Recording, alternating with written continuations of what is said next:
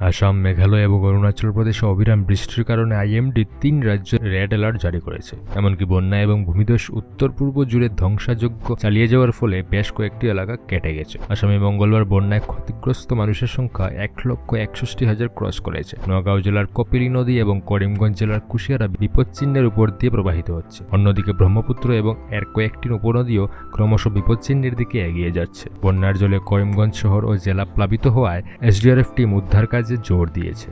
মেঘালয়ে মাউসিনরাম গত ২৪ ঘন্টায় ৭৮ সেন্টিমিটার অত্যন্ত ভারী বৃষ্টিপাত রেকর্ড করেছে। চেরাপুঞ্জিতেও ৪৭ সেন্টিমিটার ভারী বৃষ্টিপাত হয়েছে। অবিরাম বর্ষণে রাস্তার কিছু অংশ ভেসে গেছে এবং অরুণাচল, মেঘালয় এবং মিজোরামের বিভিন্ন অংশে ভূমিধস অর্থাৎ ল্যান্ডস্লাইড ঘটেছে। মিজোরাম এবং আসামের সংযোগকারী মেঘালয়ের ইটানগর এবং NH6 এর দিকে যাওয়ার NH415 সংযোগ বিচ্ছিন্ন হয়ে গেছে। আইএমডি আগামী কয়েকদিনের মধ্যে ইটানগরে ভারী বৃষ্টির পূর্বাভাস দিয়ে জেলা প্রশাসন রিস্ক